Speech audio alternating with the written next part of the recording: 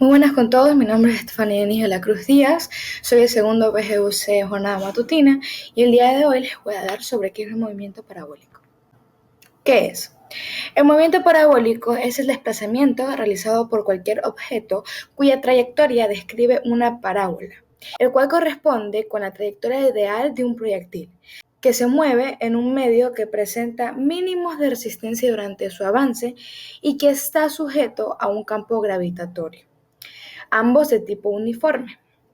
El movimiento parabólico es un ejemplo de un movimiento realizado por un objeto de dos dimensiones o sobre un plano.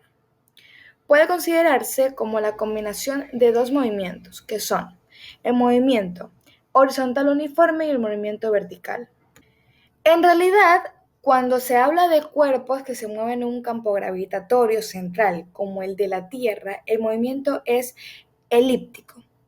En la superficie de la Tierra, ese movimiento es tan parecido a una parábola que perfectamente podemos calcular su trayectoria usando la ecuación matemática de una parábola. La ecuación de una elipse es bastante más compleja. Al lanzar una piedra al aire, la piedra intenta realizar una elipse en uno cuyos focos que está en el centro de la Tierra. Al realizar este elipse, inmediatamente choca con el suelo y la piedra se para. Pero su trayectoria en realidad es un trozo de elipse. Es decir, que ese trozo de elipse es casi idéntico a un trozo de parábola. Por ello, utilizamos la ecuación de una parábola y lo llamamos tiro parabólico.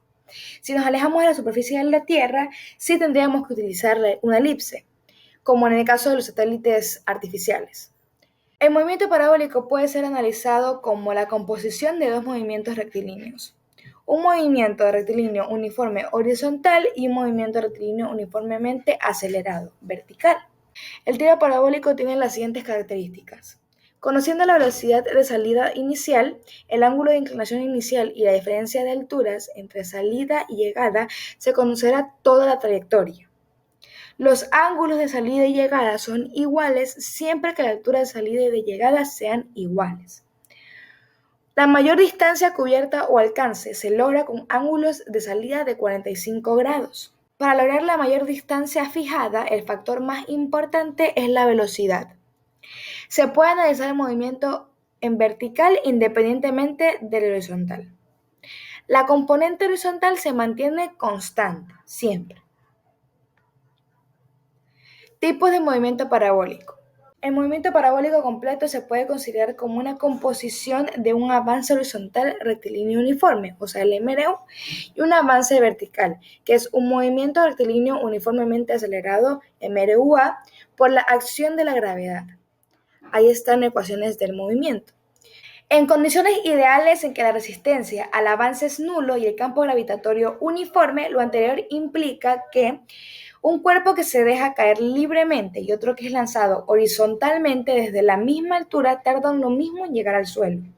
La independencia de la masa en caída libre y el lanzamiento vertical es igual de válida en los movimientos parabólicos.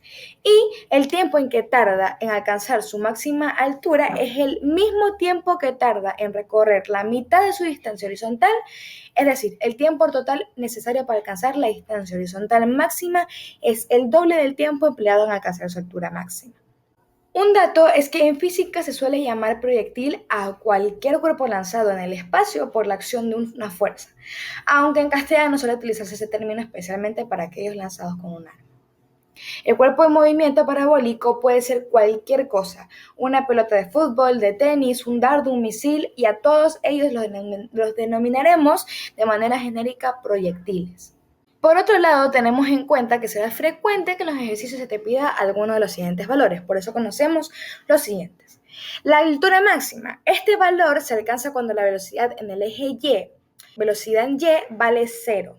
A partir de la ecuación de velocidad en el eje vertical e imponiendo velocidad en Y igual a 0, obtenemos el tiempo que tarda el cuerpo en llegar a dicha altura.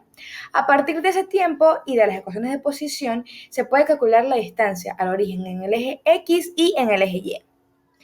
El tiempo de vuelo se calcula igualando a 0 la componente vertical de la posición, es decir, el tiempo de vuelo es aquel para el cual la altura es 0, se llega al suelo. El alcance. Se trata de la distancia máxima en horizontal desde el punto de inicio del movimiento al punto en el que el cuerpo se impacta al suelo. Una vez obtenido el tiempo de vuelo, simplemente sustituye en la ecuación de la componente horizontal de la posición. Ángulo de la trayectoria.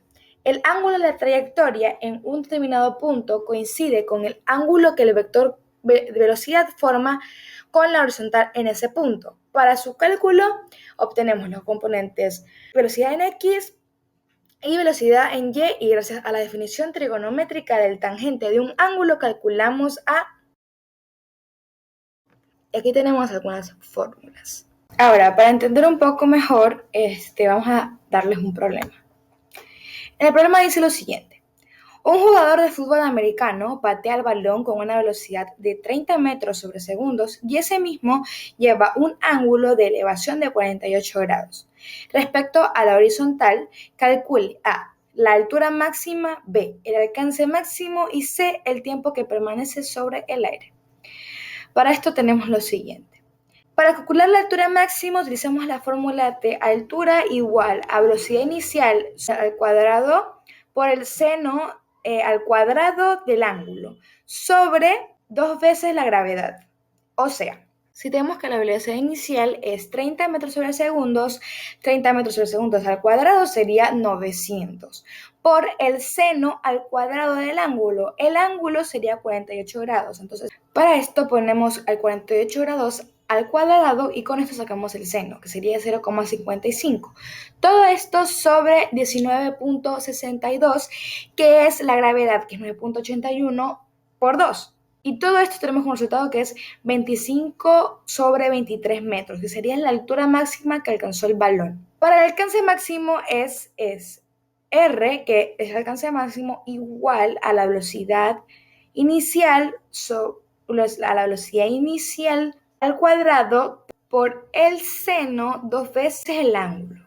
Sería 900, que es la velocidad inicial al cuadrado, por el seno de 96, que es 96, que es 2 veces 48, igual a la gravedad, que es 9,8. Da igual a 900, el seno del 96 sería 0,99, 900 por 99 dividido a 9,8, que es la gravedad, quedaría con resultado 91 metros, que sería el alcance máximo que llegó. Y para lo último que tenemos, que es el tiempo que permanece sobre el aire, utilizaremos la fórmula de tiempo, que es 2 por velocidad inicial por el seno del ángulo sobre gravedad, que sería 44.59, sobre la gravedad, que es 9,8. Daría igual a 4.55 segundos, que son el tiempo que permaneció en el aire. Bueno, espero que hayan podido entender y les haya quedado claro qué es el movimiento parabólico y cómo se lo utiliza. Muchas gracias.